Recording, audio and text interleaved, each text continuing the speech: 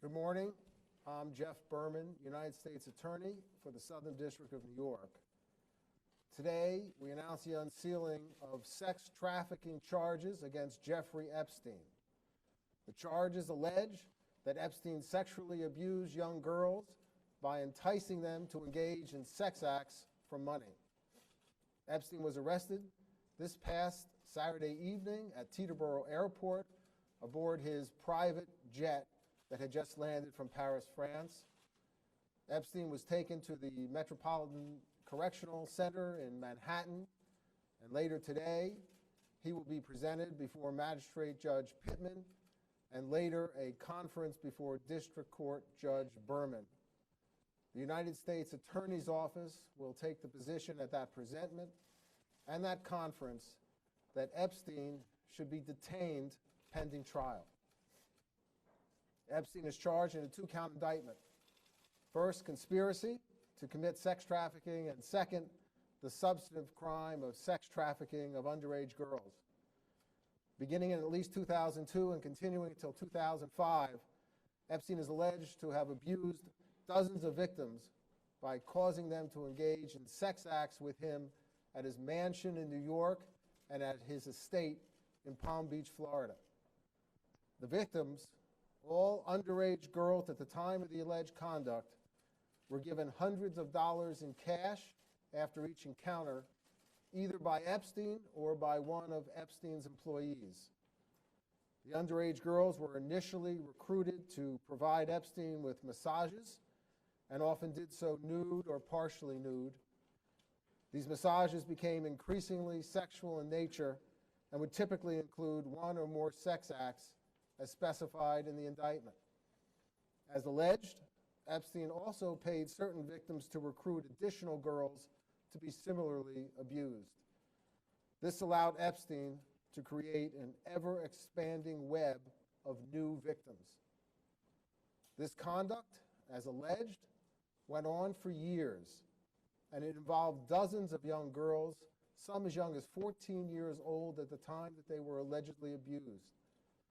As alleged, Epstein was well aware that many of his victims were minors, and not surprisingly, many of the underage girls that Epstein allegedly victimized were particularly vulnerable to exploitation. The alleged behavior shocks the conscience, and while the charged conduct is from a number of years ago, it is still profoundly important to the many alleged victims, now young women. They deserve their day in court, and we are proud to be standing up for them by bringing this indictment. Combating sex trafficking and exploitation of children is a priority for this office and for the Department of Justice, as the sexual abuse of a minor can have devastating effects on victims, often lasting for years. That is why my office will not rest until perpetrators of these types of crimes are brought to justice. Victims' voices, including the many voices of Epstein's alleged victims, must be heard. To that end, I want to say to anyone who is watching this or hearing about our prosecution, if you believe you are a victim of this man, Jeffrey Epstein, or you have evidence or information relating to the conduct alleged in the indictment unsealed today, we want to hear from you. Please call 1-800-CALL-FBI. That's 1-800-CALL-FBI.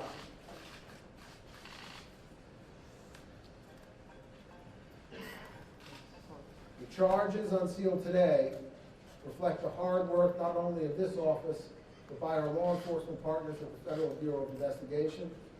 To my left is Bill Sweeney, the Assistant Director in charge of the New York Field Office of the FBI, and I wish to thank him and his team for their dedication and professionalism in seeing this investigation through. I also want to thank the New York City Police Department, represented here today by Chief Jason Wilcox, and Customs and Border Patrol for their assistance in this investigation.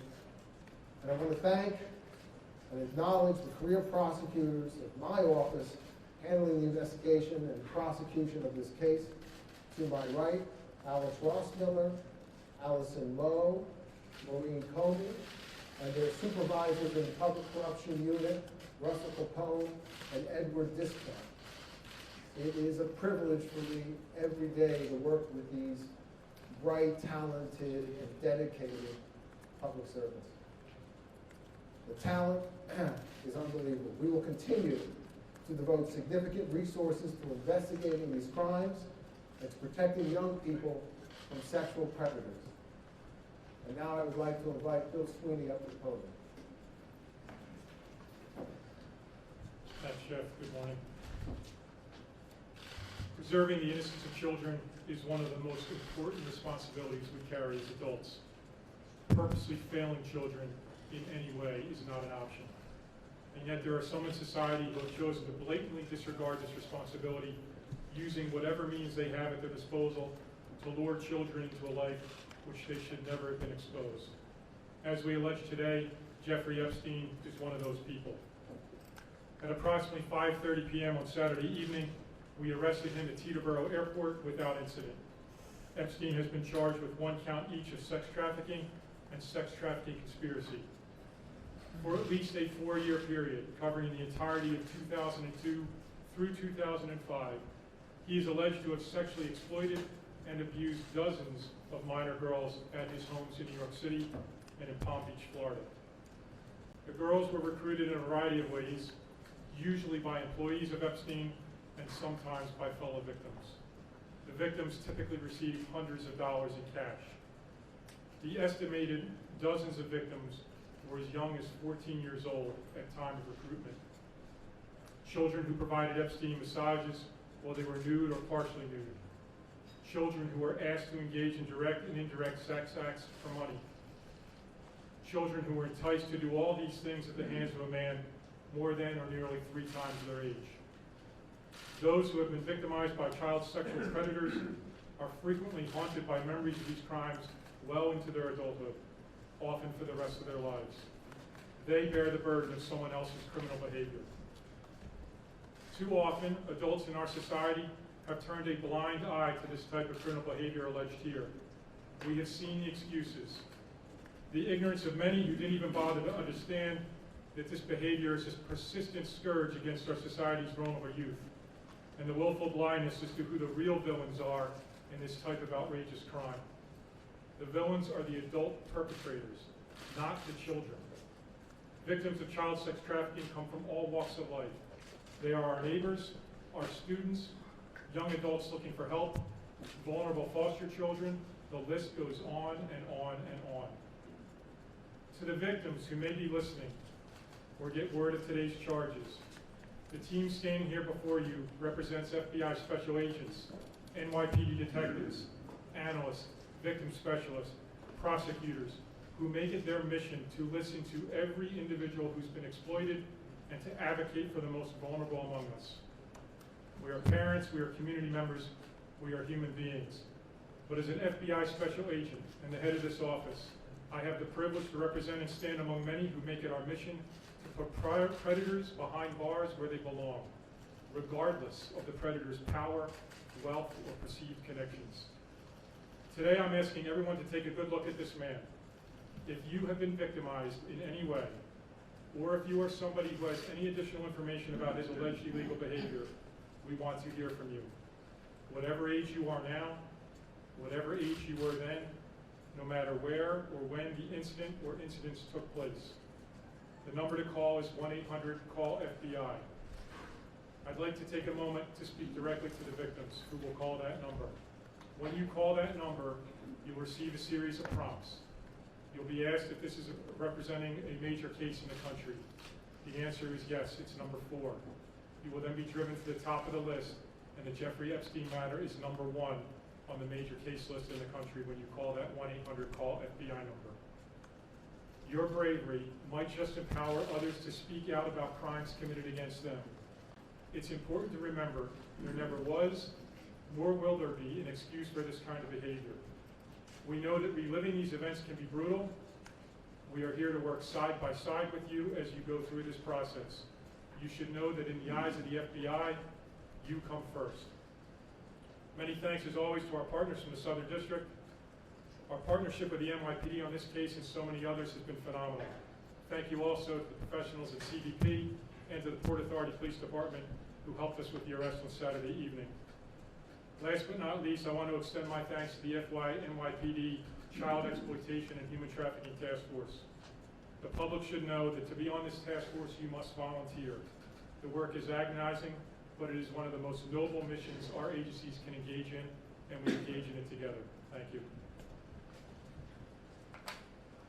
Okay, we're going to take some questions, but first let me preface it by saying that there's been a lot of speculation in the media about individuals affiliated or associated with defendant Jeffrey Epstein.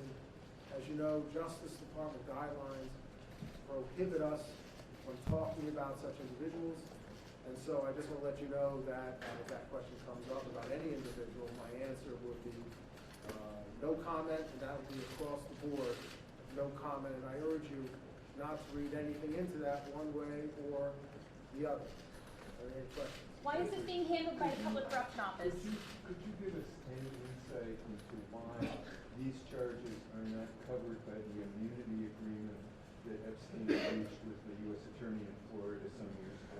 Yes, Jeffrey Epstein entered into a non-prosecution agreement with the Southern District of Florida. That agreement only binds, by its terms, only binds the Southern District of Florida. The Southern District of New York is not bound by that agreement and is not a signatory to that agreement. Mr. Berman? Why is it being handled by the Public Corruption Unit if it's just sex trafficking charges at the moment? Well, I'm not getting into the staffing decisions at the U.S. Attorney's Office. I will say that I have confidence that the Public Corruption Unit can ably handle this investigation prosecution as it has so many other matters. I will again urge you not to read into the unit assignment anything one way or another. Looking at the evidence, how confident are you that Jeffrey Epstein is going to spend the next several decades of his life behind bars? Look, I'm not going to comment right now on the evidence. I will say that we are going to request detention pending the trial in this case.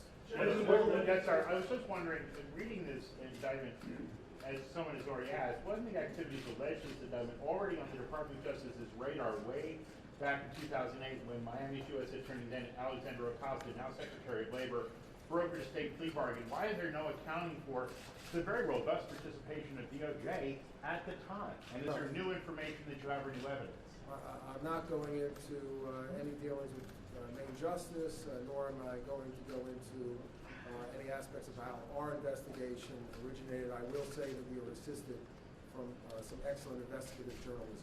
For the FBI, for the Assistant Director, I just wanted to ask you, the FBI tried to get him years ago the first time. How important was it to get back at this, to try and bring charges against him again, given everything that transpired? I wouldn't comment on getting back at anybody or anything. That's not the way we work. We work with facts.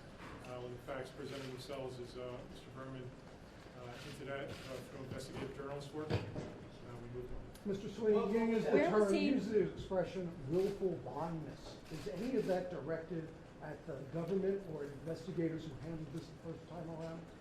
No, I'm talking about society as a whole. We've seen sex trafficking cases all over the place. It's a very busy task force, and my opinion is often in society we ignore it. We ignore the vulnerable victims. Where was he finding these? On Saturday night, you guys executed a search warrant in Mr. Epstein's evidence. There were cameras that show your agents there. What did you find at that? Yes, contemporaneous with the arrest of Epstein at Teterboro Airport, agents executed a search warrant on his mansion in New York City and recovered and seized, and that was a search pursuant to a valid warrant. Agents seized evidence, including nude photographs of what appeared to be underage girls.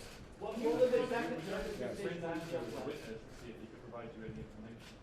I'm sorry, what was Would you it? like to speak to Prince Andrew for his royal family to see if he could provide you any information? Yeah, he's a long-standing friend of his. No comment.